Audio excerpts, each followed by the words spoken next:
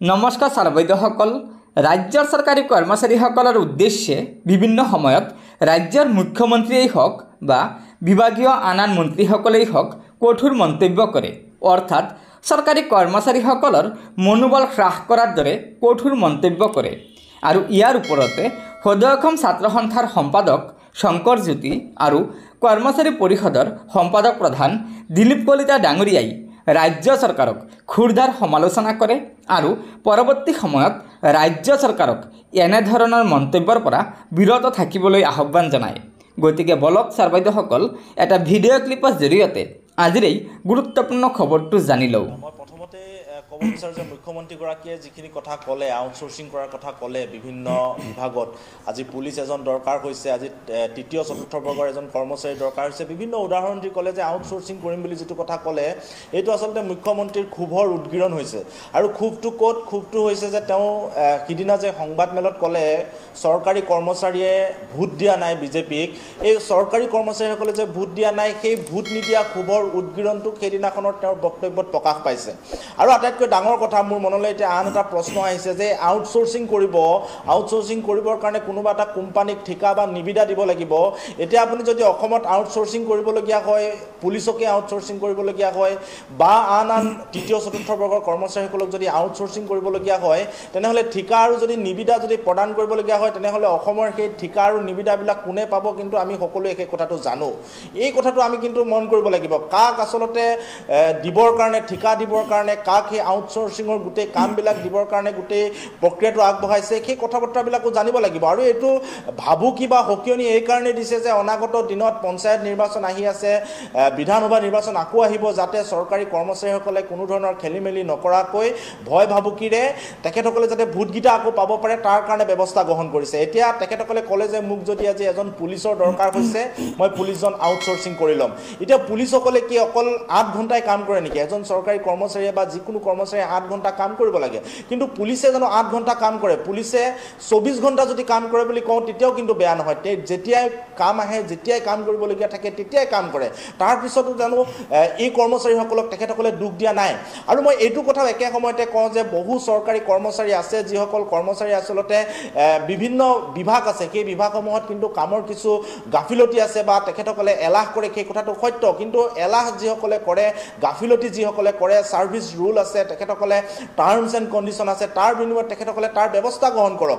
চৰকাৰী কৰ্মচাৰীয়ে কাম নকৰিব 2-এটা বিভাগৰ, তাৰ উত্তৰ এইটো হ'ব নোৱাৰে যে তাক আউটচোৰ্চিং কৰিব, প্ৰাইভেট পাৰ্টিক দিব, 12,000 টকাত আনি কাৰোবাক কাম খটুৱাব, এই কথাটো কেতিয়াও হ'ব নোৱাৰে। আৰু মূলতঃ গোটেই কথা বতৰাখিনি যদি চাওঁ তেনেহ'লে ইয়াৰ এটাই লক্ষ্য উদ্দেশ্য, বিজেপি চৰকাৰক চৰকাৰী কৰ্মচাৰীৰ সমীক্ষা যিটো চলালে বিজেপিয়ে, সেই সমীক্ষা অনুসৰি মুখ্যমন্ত্ৰীয়ে কৈছে দেই, মই কোৱা নাই, চৰকাৰী কৰ্মচাৰীৰ সমীক্ষা অনুসৰি চৰকাৰী কৰ্মচাৰীৰ সৰহসংখ্যকে বিজেপি চৰকাৰক ভোট দিয়া নাই, যাৰ কাৰণে এইটো ক্ষোভৰ উদগীৰণ আজি ইয়াত প্ৰকাশ পাইছে।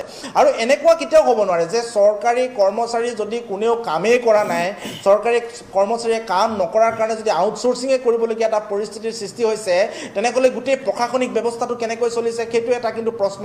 গতিকে 1-2জন কৰ্মচাৰীয়ে কৰা কামৰ কাৰণে অসমৰ সকলো কৰ্মচাৰীক এইদৰে ভয় ভাবুকি দিয়াটো কেতিয়াও যুক্তিসংগত হ'ব নোৱাৰে। আৰু যে কৈ আছে যে বদলি কৰিবৰ কাৰণে বাৰে বাৰে যায়, নিজৰ জিলাখনত পষ্টিং বিচাৰে, এনেকুৱা ধৰণৰ বিভিন্ন অভিযোগ দিছে। কোনোবা দুই-একে এনেকুৱা কাম কৰিলে বুলি হাজাৰ হাজাৰ লাখ লাখ কৰ্মচাৰীক ইয়াৰ অন্তৰ্ভুক্ত কৰাটো আচলতে কেতিয়াও যুক্তিসংগত কথা নহয়।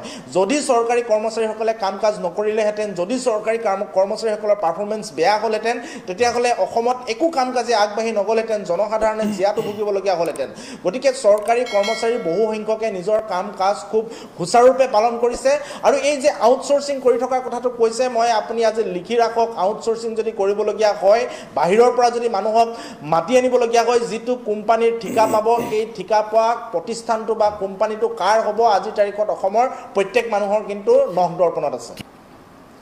পৰিৱেশ পৰিস্থিতিৰ সূচনাটো একেবাৰে জল পটপট হৈ আছে। ইয়াত যদি আমি শতাংশ হিচাপত ভাগ কৰি লওঁ, 30% কাৰণ হয়তো চৰকাৰী কৰ্মচাৰীৰ কোনোবা এখিনিত গাফিলতি আছে, এইটো হয়, কিন্তু তাৰে 70% মূল কাৰণটো হৈছে যে বিজেপিৰ যিটো সমীক্ষা চলালে বিজেপিৰ কাৰ্যালয়ে, সমীক্ষাত দেখা পালে যে চৰকাৰী কৰ্মচাৰীৰ বহু সংখ্যকে বিজেপিক ভোট দিয়া নাই। আৰু সেই কথাটো মানে আপুনি এইটো ক'বলৈ বিচাৰিছে যে মুখ্যমন্ত্ৰীৰ এই কথাখিনি কোৱাৰ কাৰণটোৱে হৈছে ভোট, কাম নহয় ভোট।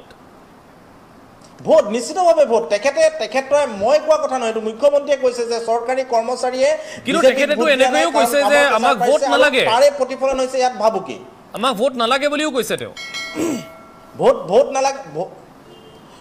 ভোট নালাগে বুলি কয়, কিন্তু একে সময়তে যে এই ভাবুকিটো যিটো দিছে সেই ভাবুকিটোৰ পৰা কিন্তু এই কথা বতৰাবিলাক আহি পৰে। কাৰণ আজি সংখ্যালঘু এলেকাত গৈ মুখ্যমন্ত্ৰীগৰাকীয়ে কি কয়, সংখ্যালঘু মানুহে মোক ভোট দিব নালাগে, আৰু ভিতৰি তেওঁ আন এটা কথা কৈ থৈ আহে যে সংখ্যালঘু এলেকাত ইয়াত যদি বিজেপিৰ মানুহে ভোট নাপায় ইয়াত উচ্ছেদ চলোৱা হ'ব। গতিকে এই ভাবুকিটো আৰু এই কথা বতৰা এই সকলোবিলাক একেলগে আগবাঢ়ি যায়। তেওঁ মানুহক দেখুৱাই পেলাই ক'ব যে চৰকাৰী কৰ্মচাৰীয়ে ভোট দিব নালাগে, কৰ্মৰ জৰিয়তে নিদৰ্শন দাঙি ধৰক, আনফালে ক'ব আউটসোৰ্সিং কৰি পেলাই গোটেই কথা বতৰাবিলাক ব্যক্তিগতকৰণ কৰা হ'ব। এতিয়া আমি চৰকাৰী কৰ্মচাৰী হিচাপে মানুহক কিমান সংস্থাপন দিব পাৰিছোঁ, তাৰ তুলনাত তেওঁ আউটসোৰ্সিঙৰ কথাটো কোৱাটোৱে আচলতে মাৰাত্মক। আৰু আউটসোৰ্সিং মানে কি, ব্যক্তিগতকৰণ কৰিব বিচাৰিছে, কম পইচাত মানুহক খটুৱাই তেওঁ কাম উলিয়াব বিচাৰিছে, যিটো আচলতে এখন গণতান্ত্ৰিক দেশৰ কাৰণে, জনকল্যাণকামী ৰাষ্ট্ৰৰ কাৰণে এইটো কেতিয়াও শুভচিন্ত হ'ব নোৱাৰে।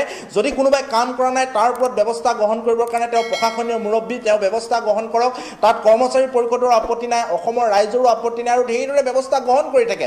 কিন্তু এইদৰে ভাবুকি প্ৰদান কৰিব ভোট নিদিয়াৰ কাৰণে, আউটসোৰ্সিং বুলি কৰিব, এইবিলাক ৰাজনীতি আচলতে কৰাটো অনুচিত।